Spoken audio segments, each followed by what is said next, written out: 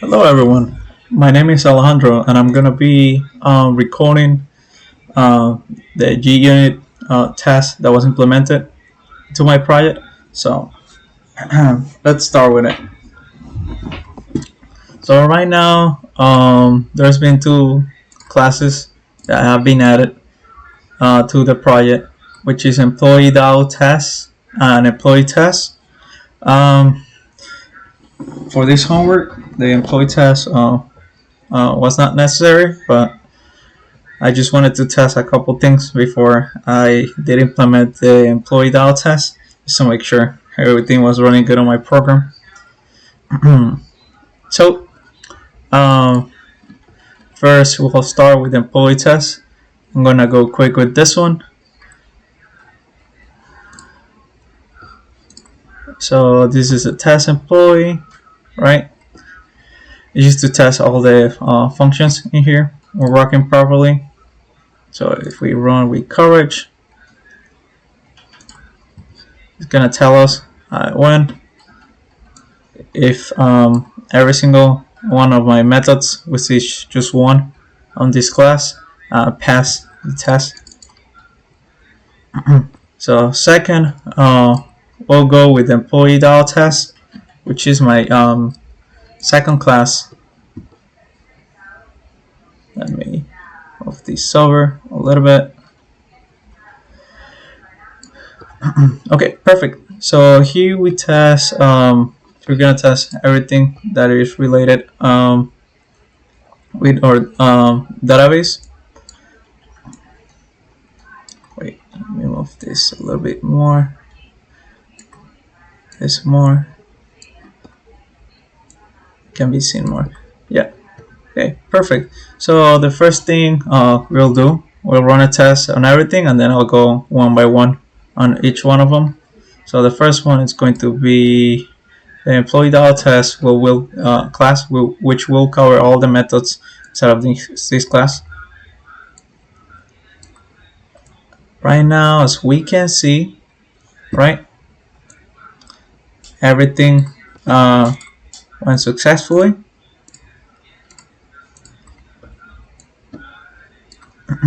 So on this class, we're gonna be adding a couple employees and then deleting them right away. So the next task can be done. That's what pretty much this program is doing.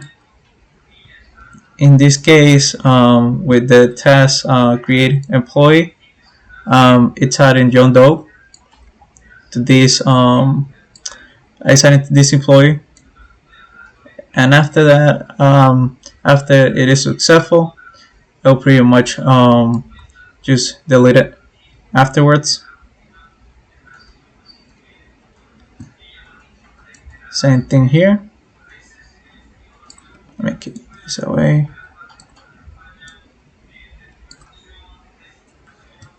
And then after it did create it, and it did get it by the ID, it's gonna update it. That this was gonna update on John Doe. After this is updated, right, it's going to be deleting it. So first it's gonna delete this one, which is the method that we had up there, and afterwards it's gonna create two of them, and it's gonna delete both of them for this test delete employee. So the first one is going to be by ID. It's just gonna add John Doe in there, and then it's gonna delete him. After that, it's gonna create these two employees. Sorry, it's gonna delete. It's gonna create these two employees, and then it's gonna delete the employee by email, which is John Doe. The third one will be our custom report, and it's gonna be testing every single aspect of our custom reports. In this case, we'll create two employees first with this method. After that, it's gonna list them by filter. In this case, it's gonna look for engineering. After it realizes it's true, It's gonna also test filtering by job title.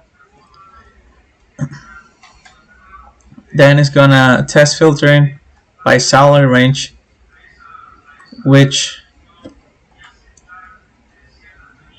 is here. So it's gonna test between well, these two users, one makes 50,000 and the other makes 60. So it's gonna be doing it between this salary range. And then after that, we got the test filtering by multiple criteria, right? So engineering and also software engineering, minimum salary 0.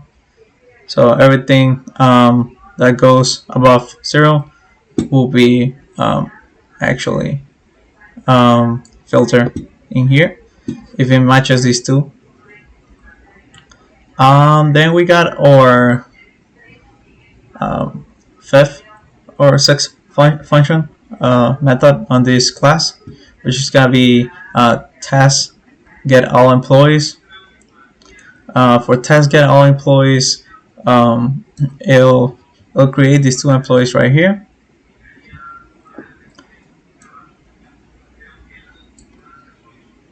Right after that, it's gonna get all the employees, and then it's gonna verify that the list contains these two employees. If there's more than 2 or 3 or 4, it will say this is not the expected. It's gonna give you pretty much an error saying that the expected amount was supposed to be 2, so it will not pass the test. In order to show this, I can just switch it to 3, and if we run all the tests here, this time one of the tests failed, which is the test all employees, because it was actually it was expecting 3 of them, and we only got 2. We only created 2 employees. So if we put it back to 2,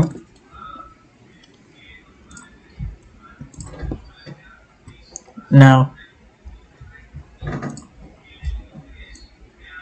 we can see it passes the test. So making sure things are going good. So this is gonna be, so now we'll go back one by one. And so first we'll go with test create employees.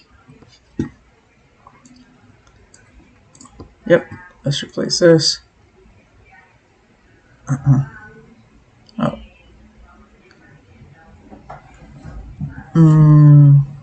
Wait, give me a second. For some reason this is too big. Let me open this a little bit more. Okay, perfect. And then here you'll see, so should be good. So this one passed the test. The second one will be test get employee by ID. No employee found. Employee did it successfully. So test update employee.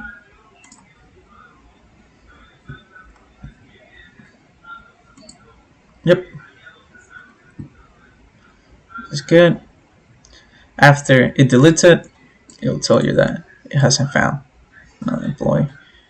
Let me see. Then we'll go with delete by ID.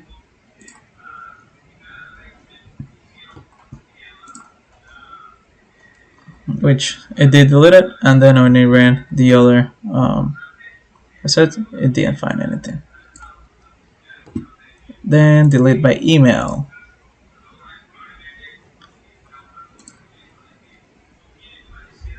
Then we go with our custom reports. Perfect. So let's get this message will show every time an employee is deleted. So it's been showing up almost in every single test. because after we test with this, the employee should be deleted. So we can proceed with the next test. Yep. So 2 employees deleted successfully. Perfect. So you did pass the test also. One more time, we're gonna run everything all together.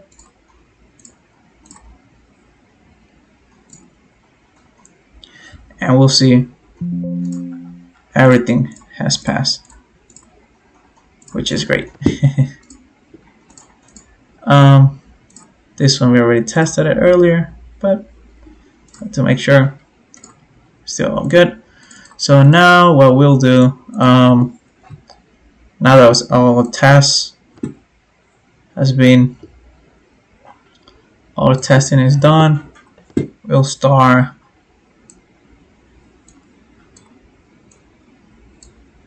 let me grab this. Okay, perfect. Should be enough for what we're trying to achieve here. Let me minimize this, and then we're gonna try to break our program pretty much. So let's close this. Configuration, main, run main with coverage. Perfect. Okay. So now that we got this, again, we're gonna import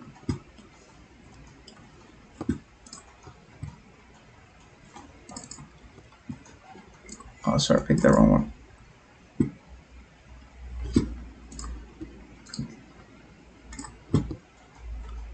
And this will work. Excellent, Pat. Perfect. So we're gonna try to get employees. Put an A, will be invalid digit. We put a symbol, invalid digit. We put too much this invalid digit. So I only allowed you to look up by integers only. If we try to do a -1, it will tell you to put a positive integer. So now we'll go with update.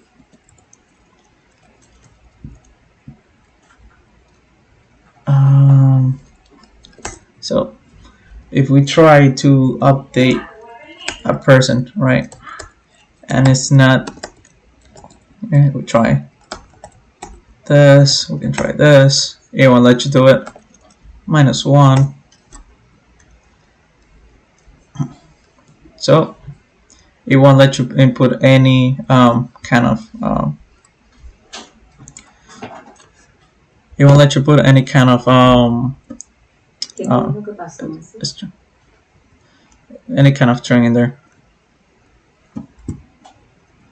So it necessarily needs to be an integer. So right now, let's modify this one. First name. This one will be a string, so you pretty much can enter anything that you want. So let me stop the program, because if not, we'll have to update everything. Okay. Nice, 100% on the main. Perfect. So rerun it again. Let's delete someone. So let's delete. So -1. Employee not found. Let's delete. Now let's delete 1. And now it's been deleted. Let's delete 1 by email. So this one will be, let's see what happens. Put things like this. Valid email. So valid email address.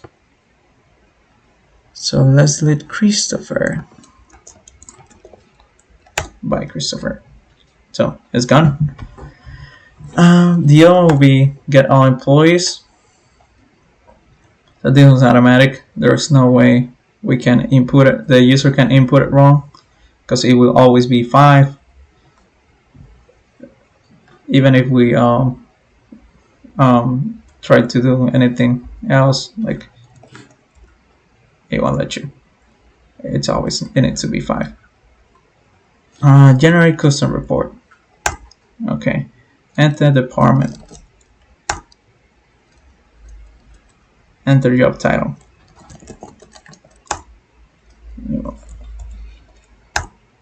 So it brought no one because this doesn't match any of the criteria. These are integers, right?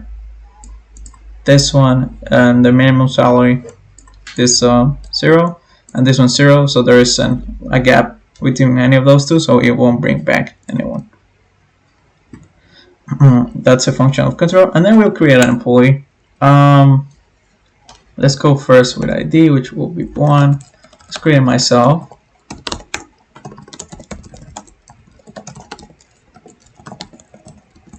Okay, 0, 2.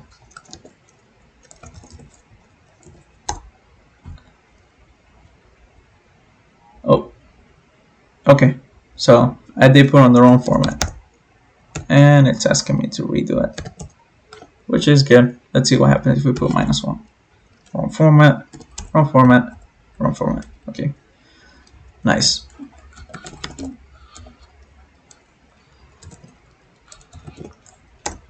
Okay, perfect. Job title. Job title can pretty much be anything since it's a string. So I'll put gamer. Department, gaming. Hire date.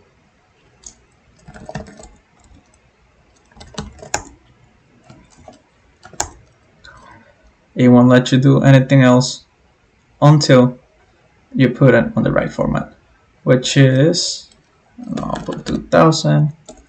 Then salary -1. It must be a positive number. The salary will be $6,000, $60,000, and then the phone number. This one, if we don't introduce a 10-digit phone number, it won't let us keep forward. So we'll do -1. I can. So I'll do this. Perfect. Address. Address is integer, so it can be anything that you want. It's supposed to be 106 Apple. Okay, perfect. So now we look up myself. Here it is. We got everything in the right format, how we wanted it. So this is gonna be everything for the unit testing. There'll be some more implementations coming up with the database, and a specific method that will authenticate the user, asking for the root and also for the password. Sorry, for the username and also for the password to connect to MySQL. So this is it, and I hope you enjoy it.